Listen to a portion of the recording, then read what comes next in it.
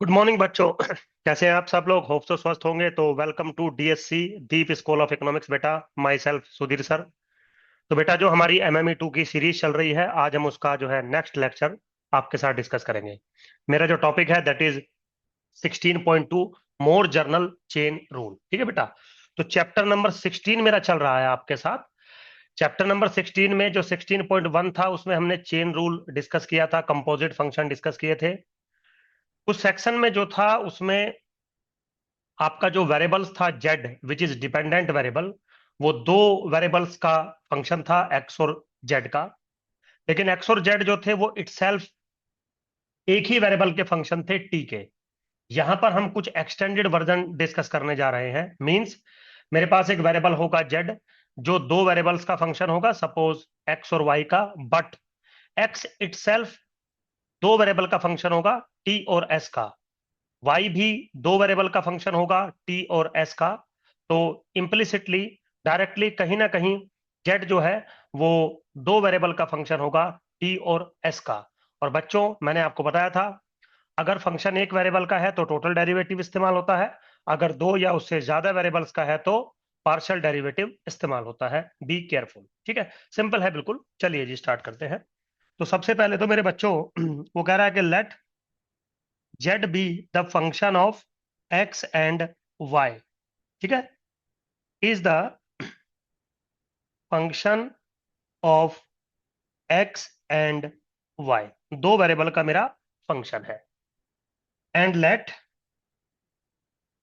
जो एक्स है वो मेरा अपने आप में, या इसको मैं कैपिटल फंक्शन एफ ले लेता हूं बेटा, नहीं तो फंक्शन की नोटेशन चेंज हो जाएगी। मान लीजिए एक्स है मेरा, एक फंक्शन है एफ, किसका? टी एस, दो वेरिएबल्स का है। एंड एक मेरा दूसरा फंक्शन है y which is the function of t s. But x जो है वो एफ फंक्शन है और जो वाई है वो मेरा जी फंक्शन है। और दोनों टी और एस के फंक्शन है। तो कहीं ना कहीं इम्प्लिसिटली जो जेड है वो टी और एस दोनों का फंक्शन आपको मिलेगा। तो अब वो ये कहता है कि या तो आप एक्स की वैल्यू डाल दीजिए जेड में, या तो आप वाई की वैल्यू डाल दीजिए जेड में, और जेड को डायरेक्टली फंक्शन बना लीजिए टी और एस का। और फिर आप पार्शियल डेरिवेटिव या रेट ऑफ चेंज मेजर करिए। वो कह रहा है कि ऐसा पुट करके सोल्व करने की आपको जरूरत नहीं है। बिना पुट किए भी हम partial derivative of z with respect to t निकाल सकते हैं, partial derivative of z with respect to s निकाल सकते हैं। अब पॉइंट टू बी नोटेड, अभी मैंने बताया था कि यहां पर मैं पार्शियल डेरिवेटिव टर्म इस्तेमाल करूंगा, क्योंकि जो जेड जो है वो दो वेरिएबल्स का फंक्शन है, एक टी का और एस का। So be careful now.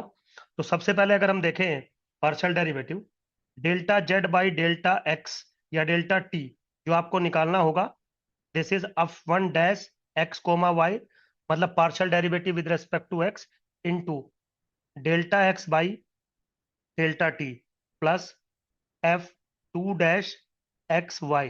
This is what? Partial derivative with respect to Y into delta Y by delta t. ठीक है बेटा। तो जो वेरिएबल आप यहां लेंगे वही वेरिएबल यहां पे लेंगे, वही वेरिएबल यहां पे लेंगे। ठीक। सिमिलरली सेकंड जो है मेरा, वो delta Z by delta s किसके बराबर बनेगा? F one dash x comma y into delta x by delta s, now plus F two dash x comma y into delta y by delta s. बिल्कुल simple, कोई rocket science नहीं है। इस इन बातों के प्रूफ पे आपको ग्रेजुएशन में जाने का कोई बेनिफिट नहीं होता है। डायरेक्ट आप फॉर्मूला याद रखिए, put the value get the result होता है। ठीक है। जिस दिन आपको ऐसा लगेगा सुधीर सर हमें दिमाग लगाना है, जरा समझाइए कहाँ से आती है, वो सब एमए एंट्रेंस का जब तैयारी होता है तब बच्चों होता है। फिलहाल ग्रेजुएशन में उतनी नीड आपको नहीं होती है। ठीक है। तो सिंपल सा मैं एक एग्जाम्पल आपके लिए कंस्ट्रक्ट कर देता हूं। एक एग्जाम्पल हम लोग ले लेते हैं, बिल्कुल सिंपल है, कोई ऐसा टिपिकल टास्क नहीं है। क्वेश्चन है find delta Z by delta T and delta Z by delta S where. जो जेड मेरा फंक्शन है वो है X square plus two Y square. And जो इंफॉर्मेशन मेरी दी गई है वो क्या है? एक्स मेरा फंक्शन है t minus s square, and y जो मेरा फंक्शन है वो है टी इंटू एस। तो कहीं ना कहीं जो जेड है आपका वो एस और टी का फंक्शन है। ठीक, तो अब now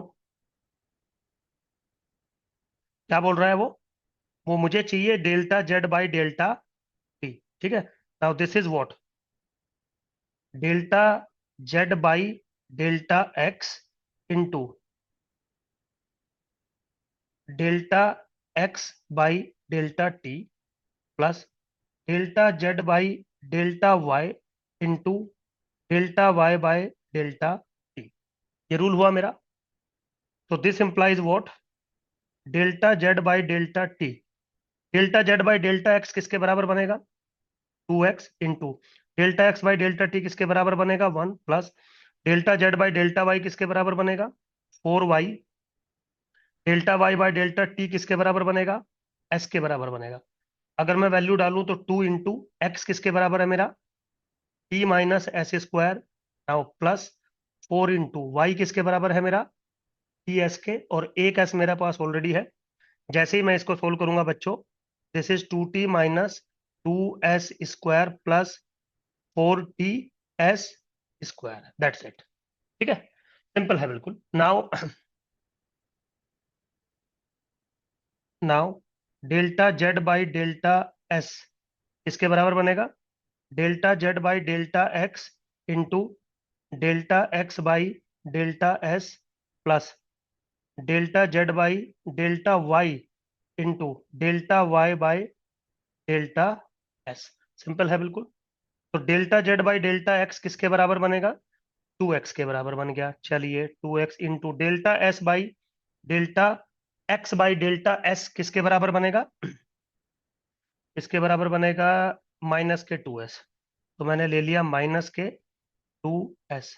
now plus 4y into T. चलिए वैल्यू डालिए, 2 times T minus s square, x की वैल्यू डाल दी, into -2s, okay, plus 4y की वैल्यू डालो, T into S into T.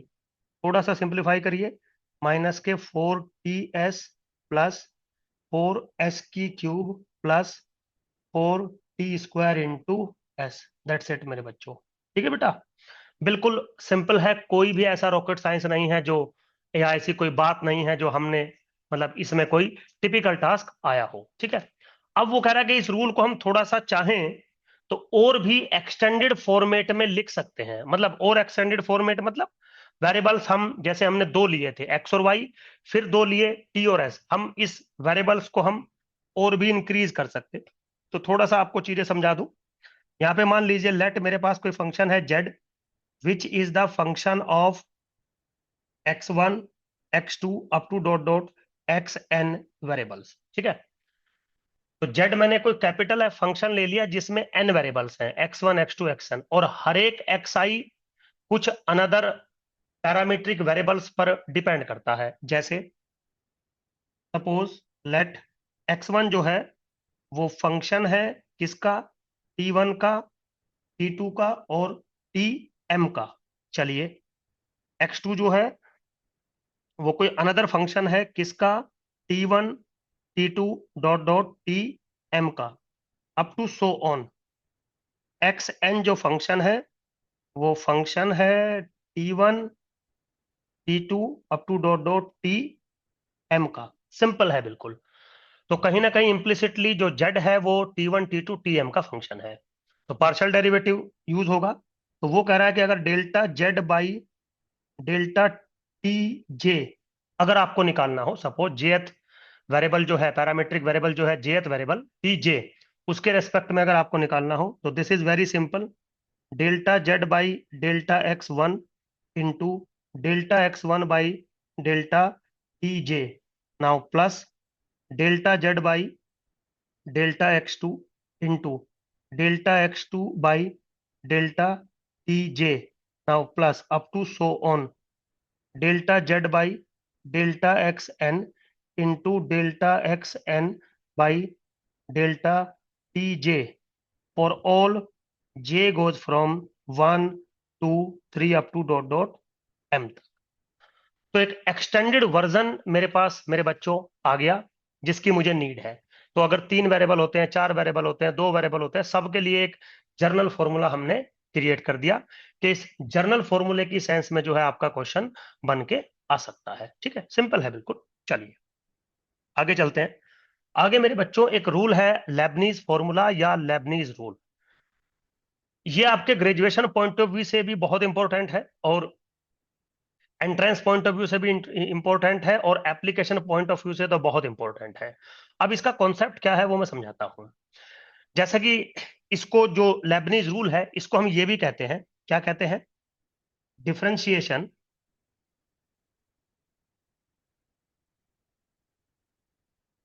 Differentiation under the sign of integration. ठीक है बेटा, differentiation under the sign of integration means what. वो कहता है कि अगर मान लीजिए आपके एक पास एक इंटीग्रेंड फंक्शन है दो वेरिएबल्स का, सपोज एक्स का और टी का, और आपने उसको एक्स के रेस्पेक्ट में इंटीग्रेट कर दिया, और जो लोअर लिमिट है वो फंक्शन ऑफ टी है, अपर लिमिट जो है वो भी फंक्शन ऑफ टी है, कोई प्रॉब्लम नहीं है।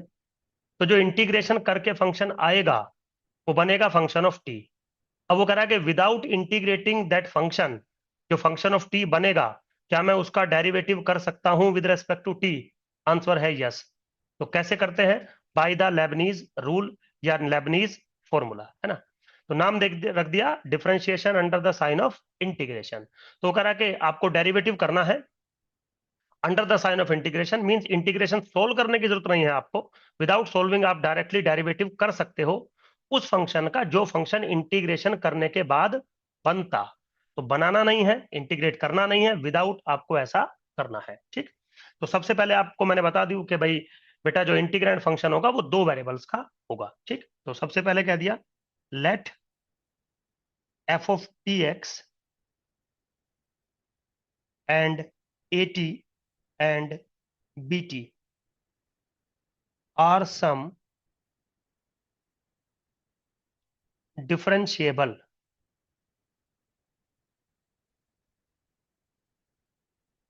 differentiable functions such that capital Ft is equal to total integration between At to Bt f of tx और dx। पहले इस फॉर्मेट को समझिए। जो आपका इंटीग्रेंड फंक्शन है वो है स्मॉल एफ टी एक्स। ठीक है, तो आपका जो इंटीग्रेंड फंक्शन है वो एक्स और टी दोनों का है। फिर आपने क्या किया, उसको एक्स के रेस्पेक्ट में इंटीग्रेट कर दिया, और जो लिमिट्स हैं वो टी का फंक्शन है। तो अल्टीमेटली जो राइट हैंड साइड बनेगी वो फंक्शन ऑफ टी बनेगी। अब वो क्या बनेगी मुझे पता नहीं है, लेकिन वो फंक्शन ऑफ टी बनेगी। ठीक है बेटा। अब मान लीजिए मैंने उसको मान लिया एफ टी। ठीक, तो वो कह रहा है कि क्या ये फंक्शन एफ टी डिफरेंशिएबल होगा? सबसे पहली बात तो ये होगा। क्यों? क्योंकि small F T x function, A T function और बी टी फंक्शन तीनों मैंने डिफरेंशिएबल माने हैं। तो कन्फर्म लिबनीज सर ने गारंटी दे दी इस बात की कि जो इंटीग्रेशन करने के बाद आता कैपिटल एफ टी वो कन्फर्म डिफरेंशिएबल होता। तो लिबनीज सर कहते हैं कि अगर ये डिफरेंशिएबल है तो without calculating the integration we can calculate the derivative. कैसे? देखिए, now f dash t is nothing but integration between a t to b t. Limit बिल्कुल सेम रखिए। जो इंटीग्रेंड फंक्शन है उसका आप टी के रेस्पेक्ट में डेरिवेटिव करिए, कर दिया जी। फिर आप उसका इंटीग्रेट करिए एक्स के रेस्पेक्ट में, प्लस अपर लिमिट का डेरिवेटिव करिए। तो ऑब्वियसली बात है अपर लिमिट बी टी है, फंक्शन ऑफ टी है, तो टी के रेस्पेक्ट में ही डेरिवेटिव करोगे, तो मैंने बी डैश ही लिख दिया। इनटू जो आपका इंटीग्रेशन फंक्शन है, जहां जहां पे एक्स लिखा हुआ है वहां वहां पे आप अपर लिमिट लिखिए। तो इंटीग्रेंड फंक्शन क्या है? F of t x. तो एफ ऑफ टी एक्स में जो टी है वो टी रहने दीजिए, जहां एक्स लिखा हुआ है वहां पर अपर लिमिट लिखिए। ठीक है, माइनस लोअर लिमिट का अगेन डेरिवेटिव, चलिए कर दिया, इनटू जहां जहां एक्स लिखा हुआ है वहां वहां पर लोअर लिमिट लिखिए।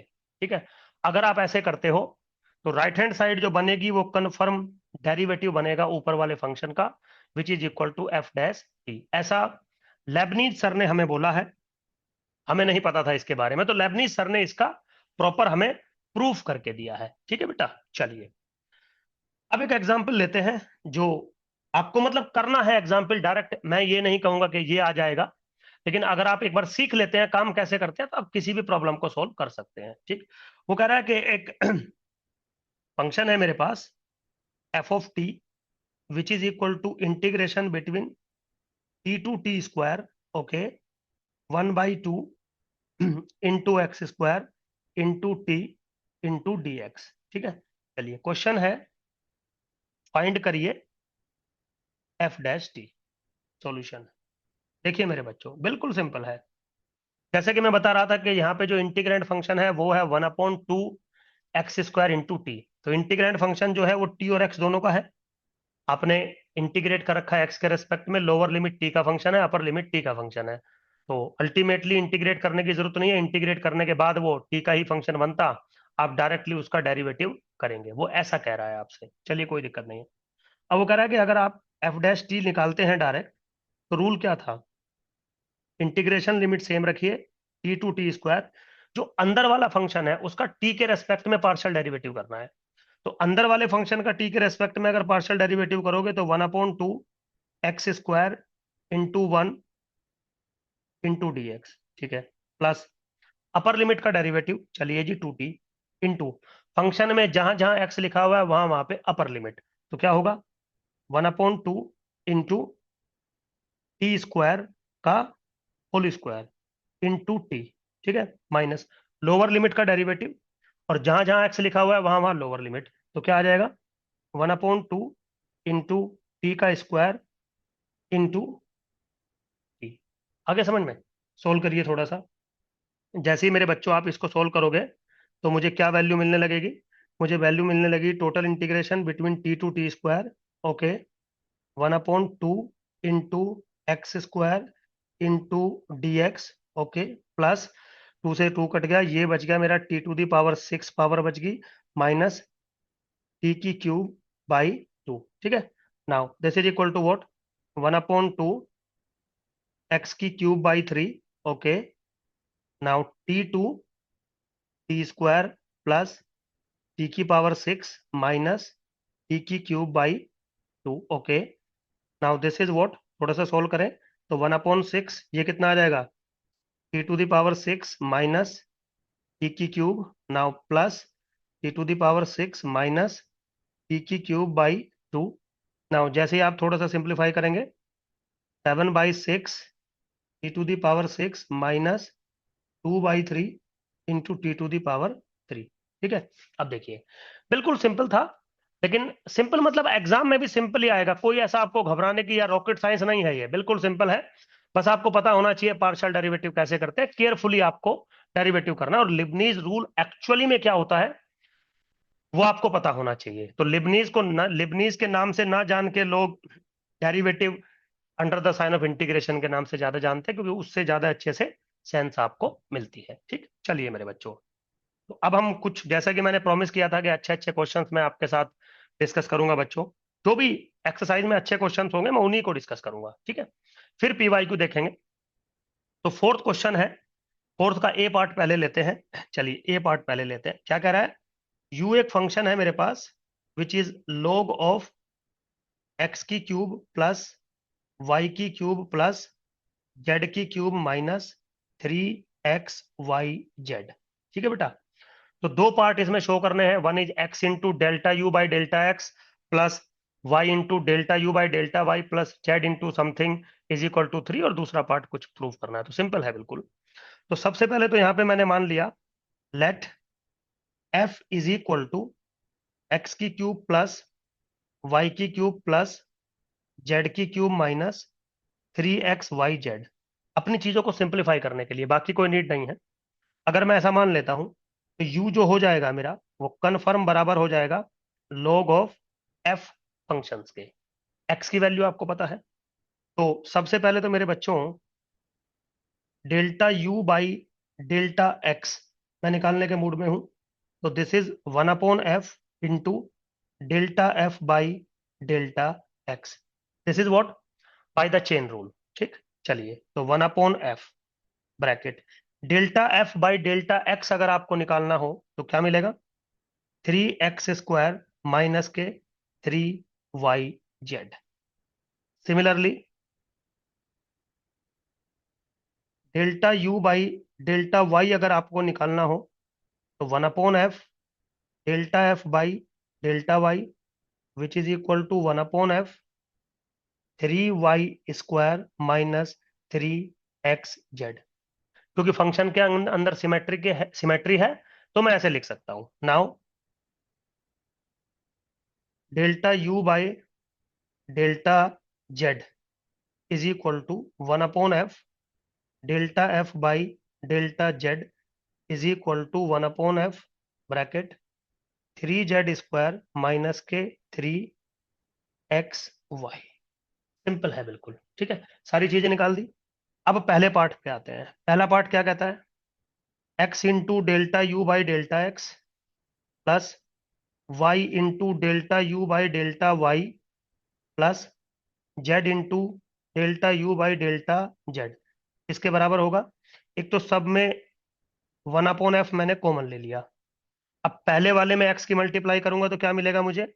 3x³ माइनस के 3xyz okay plus 3y³ minus के 3xyz okay. Now plus 3z³ minus के 3xyz मुझे मिलने वाला है। ठीक, now this is equal to 1/f मेरे बच्चों and this is 3 times x³ plus y³ plus z³ minus के 3xyz। आप चाहो तो चेक कर सकते हो। Now this is what 3f/f which is equal to 3।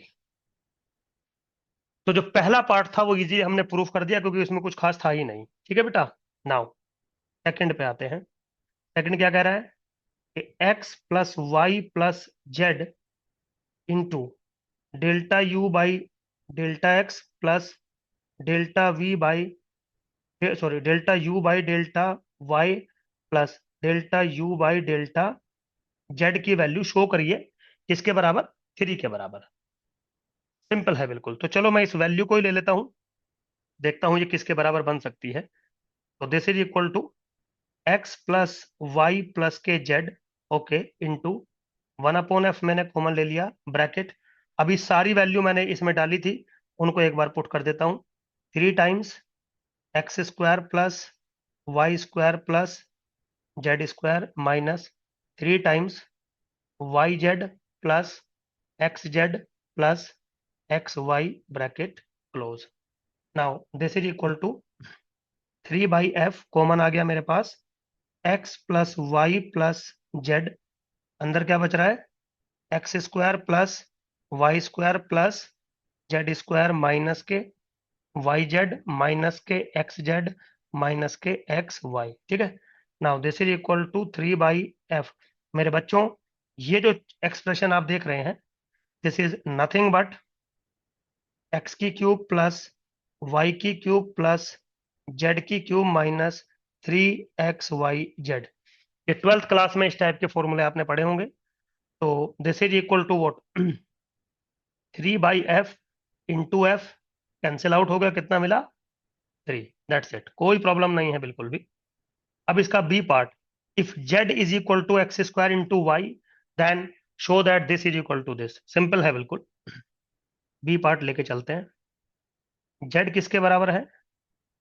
Function of x² into y this is equal to f of u। मैंने मान लिया वेयर u जो मैंने मान लिया वो किसके बराबर है? x² इंटू वाई के बराबर है।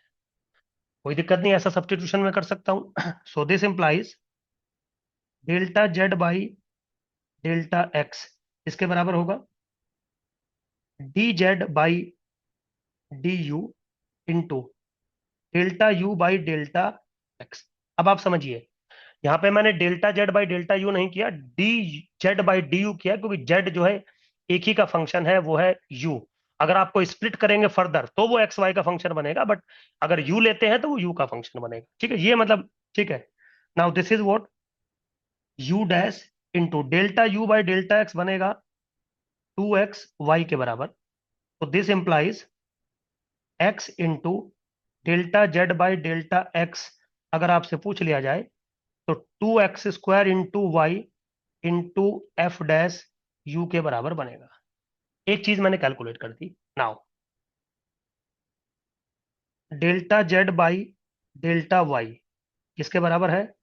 D Z by D U into delta you by delta y. Now this is what f dash, या एक काम कर लो, इसको इसको आप delta Z by delta u है ना, अ, तो डेल्टा जेड बाई मुझे डेल्टा डैश करना चाहिए, इसको जेड डैश करना चाहिए, यू डैश नहीं। तो इसको जेड डैश कर लो, है ना। और ये भी हो गया मेरा जेड डैश, इसको कर लो into delta you by delta Y आ जाएगा किसके बराबर? x² के बराबर। तो this implies 2y delta Z by delta Y किसके बराबर होगा? 2x² into Y into Z dash या एफ डैश यू। अब जैसे मर्जी लिखिए। अब अगर आप देखें दोनों जो साइड्स हैं, ये वाली भी और ये वाली भी बिल्कुल एग्जैक्टली सेम है। जब ये सेम है तो this implies what x into delta Z by delta x बराबर होगा 2y delta Z by delta y. That's it. समझ में आ गया बेटा? बिल्कुल सिंपल है, कोई रॉकेट साइंस नहीं है। बस थोड़ा सा आपको क्या करना पड़ता है, थोड़ा सा आपको देखना पड़ता है, समझना पड़ता है कि हमें करना क्या था इसमें। तो हमें पार्शियल डेरिवेटिव का जो फिनोमिना है वो हमें इसमें यूज करना था बच्चों। चलिए, अब दो टफ प्रॉब्लम इस चैप्टर की मैं लेके चलता हूं आपके सामने। टफ मतलब एग्जाम में आएंगे तो थोड़ा सा केयरफुल रहिएगा, वैसे इजी है चीजें, कोई दिक्कत नहीं है। क्वेश्चन नंबर 10 लेके चलते हैं बेटा। क्या कह रहा है? Define z t which is the integration of some function between the lower limit t to 2t x tau. Capital tau type है ये, मतलब टो होता है, इसको ऐसे रिप्रेजेंट करते हैं, टो बोलते हैं इसको। ठीक है, into E to the power minus integration between T to tau R S into D S, और टोटल इंटीग्रेशन है डी टो के बराबर। चलिए, अनदर फंक्शन आपके सामने लिखा है PT which is equal to E to the power minus integration between T to two T R S D S. आपको प्रूफ करना है where the function X tau और R S are both differentiable function, कोई problem नहीं है। आपको proof करना है जेड डैश टी, मतलब जेड का अगर आप डेरिवेटिव करेंगे टी के रेस्पेक्ट में, minus r t into z t is equal to 2 pt x two t minus x t. एक लेंथी सा एक्सप्रेशन आपके सामने बनेगा। कोई ऐसा घबराने वाली बात नहीं है, सिंपल होती है चीजें, बस आपको कैलकुलेशन के बारे में थोड़ा सा केयरफुल रहना है कि करनी कैसे है। चलिए मेरे बच्चों, शुरू करते हैं। तो सबसे पहले तो लेट, मैंने एक फंक्शन मान लिया f of t tau. Notation में बिल्कुल भी कंफ्यूज ना होइएगा, समझ गए? आराम से चलिएगा। F of t tau which is the integrand function, यानी कि this is x of tau into e to the power minus, एक सेकेंड मैं इसको थोड़ा सा नीचे लिखता हूं, नहीं तो इंटीग्रेशन की मैं लिमिट नहीं लगा पाऊंगा। ठीक है, चलिए कोई बात नहीं, सिंपल है बिल्कुल। Now let f of t tau is equal to x tau into e to the power minus integration between T to tau R S D s. Simple मैंने लिख लिया कि भाई ये मैं एक बार फंक्शन कंसिडर करके चल रहा हूं। तो इससे क्या होगा, मेरा जो मुझे जेड टी मिलेगा वो एक सिंप्लीफाइड वर्जन में फंक्शन मिलेगा। कैसे? T to two t f of t tau और डी टो। ठीक है बेटा? तो अब आप समझ गए होंगे कि ऐसा सुधीर सर ने क्यों किया है, क्योंकि ताकि मैं लिबनीज रूल जैसा इसको बना सकूं या लेबनीज रूल जैसा बना सकूं, अब मैं इस फंक्शन का डेरिवेटिव कर सकता हूं। तो this implies Z dash T या Z dot T, doesn't matter, वो तो रिप्रेजेंटेशन है। तो लेबनीज रूल मैं डायरेक्ट लगा रहा हूँ।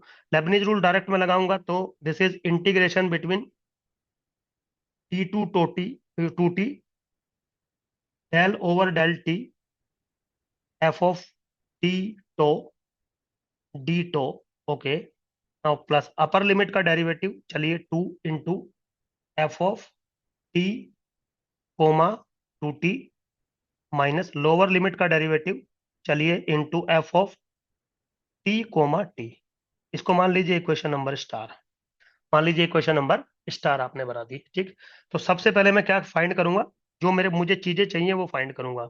Now let us find,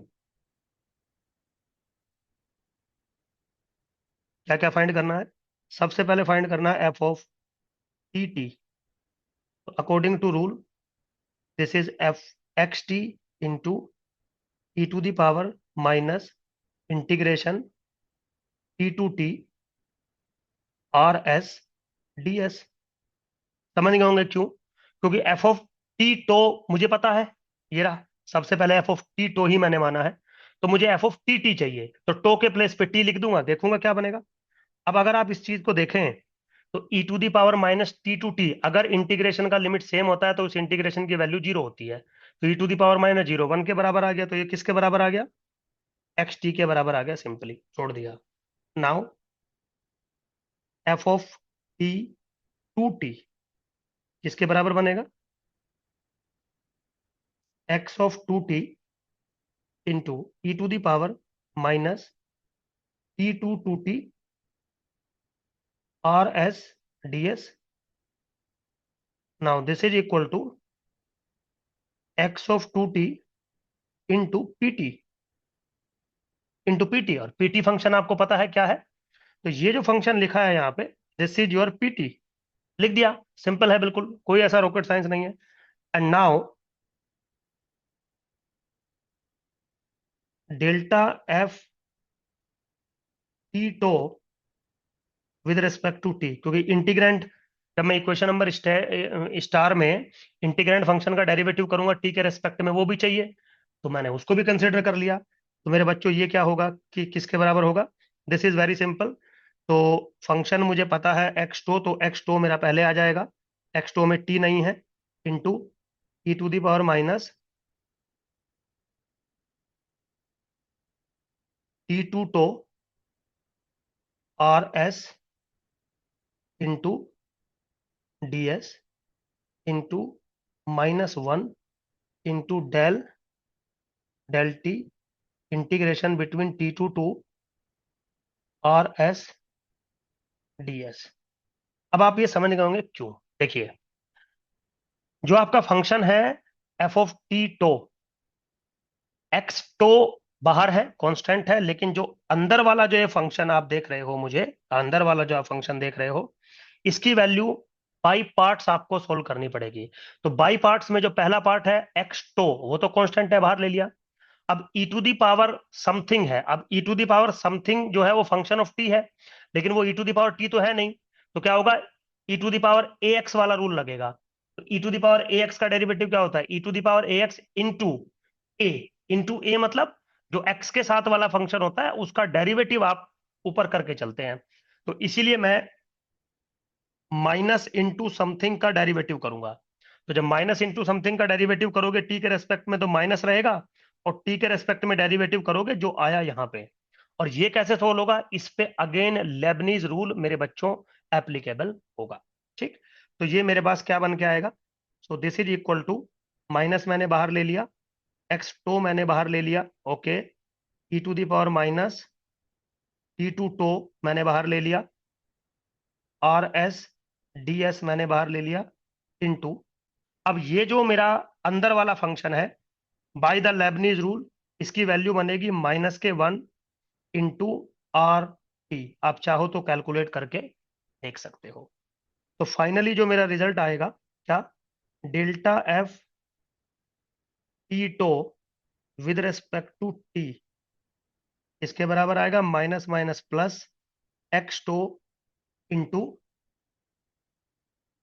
E to the power minus integration t to tau R S D s into r t. तो मेरे बच्चों ये बन गया, आर टी मैंने पहले ले लिया into F of t tau, that's it. अब ये सारी जो वैल्यूज हैं वो इक्वेशन नंबर स्टार में पुट करो। Put all values in star. ठीक है बेटा, तो क्या मिलेगा आपको?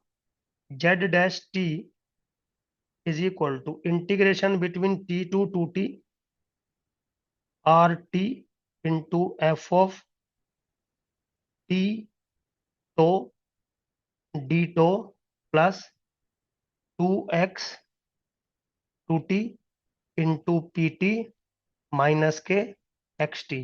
मेरे बच्चों जैसे ही आप इस सिस्टम को सोल्व करेंगे क्या मिल जाएगा? Z dash t is equal to integration की वैल्यू है वो आपको वहां फंक्शन से मिल जाएगी, r t into z t, क्योंकि ये जेड टी के बराबर है, plus 2x two t into p t minus k x t. थोड़ा सा सिंप्लीफाई करेंगे, z dash t minus r t into z t is equal to 2 of p t into x two t minus k x T, that's it. Simple था बिल्कुल, बस थोड़ा सा Leibniz rule जो है वो 2 बार लगना था, बाकी कोई भी ऐसा टिपिकल टास्क इसमें नहीं था। ठीक है बेटा, चलिए अब अगले क्वेश्चंस पे आते हैं। क्वेश्चंस कुछ ज्यादा ही लेंदी है, क्योंकि जो इकोनॉमिकल एप्लीकेशन होती है वो क्वेश्चन ज्यादा लेंदी होते हैं। क्या कह रहा है? A firm faces uncertain demand D and has existing inventory I. There are different cost per unit for having too much stock and too little. So the firm wants to choose its stock level Q in order to minimize the function. तो जिस function को minimise करना है उसको हम consider कर लेंगे। बाकी कुछ कुछ चीजें दे रखी हैं उसने, C I H P R positive constant, P is greater than C, F is given non negative function that satisfies 0 to a fd dd is 1, which means that small f can be interpreted as a probability density या probability distribution function। बिल्कुल ठीक है।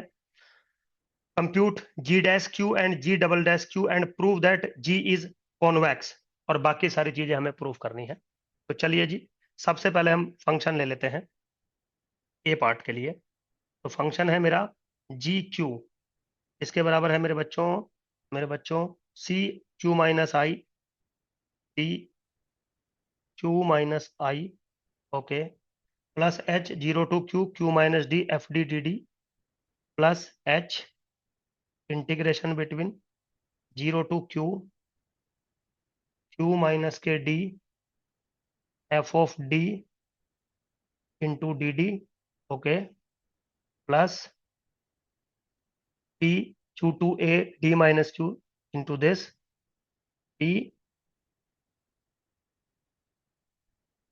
T integration Q to A D minus Q F of D D D. ठीक है, ये function है मेरे पास। अब वो करेगा इसका डेरिवेटिव करिए आप, है ना?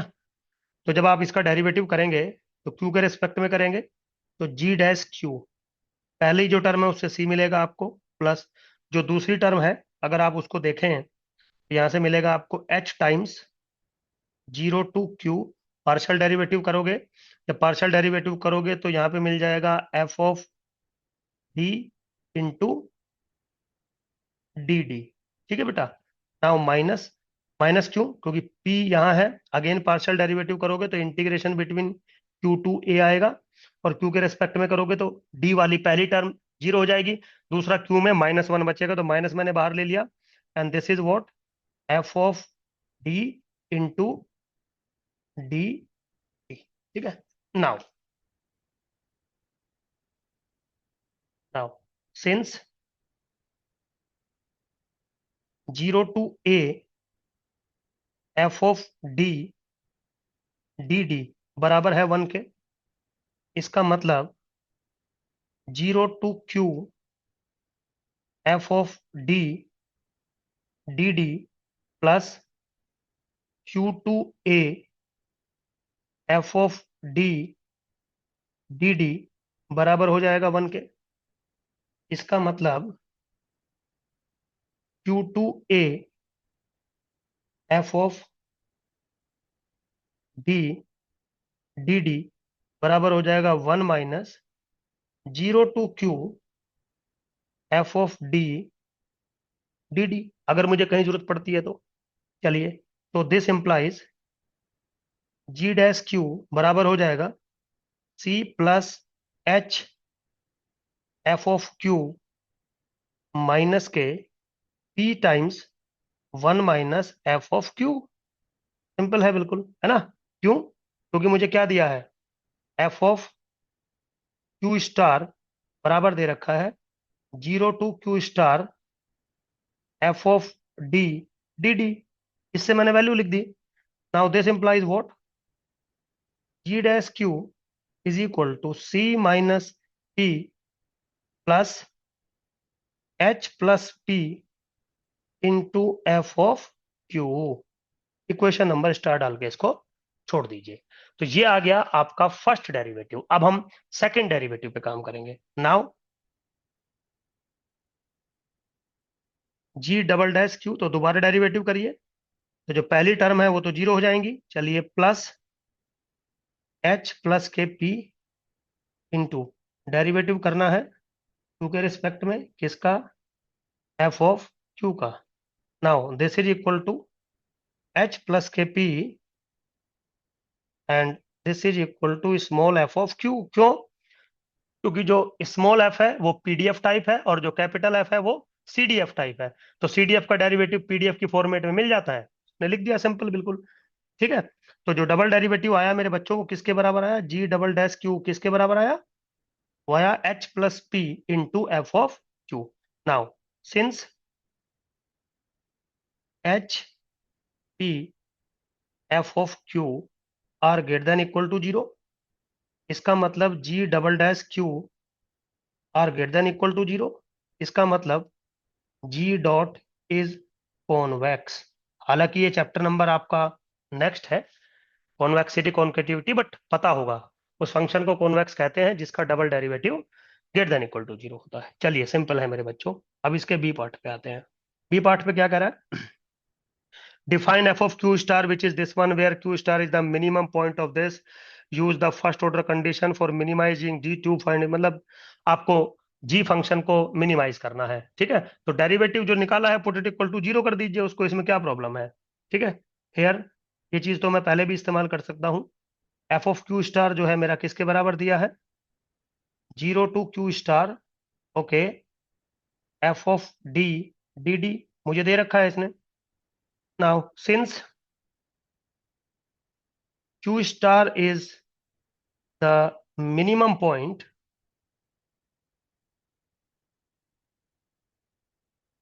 Q star is the minimum point of GQ. GQ, that means GQ star, G dash Q star is equal to 0। तो मेरे बच्चों, अगर ऐसा है तो क्या होगा, C minus p plus H plus p into F of q star, क्योंकि G डैश Q मुझे पता है। Now this is equal to 0।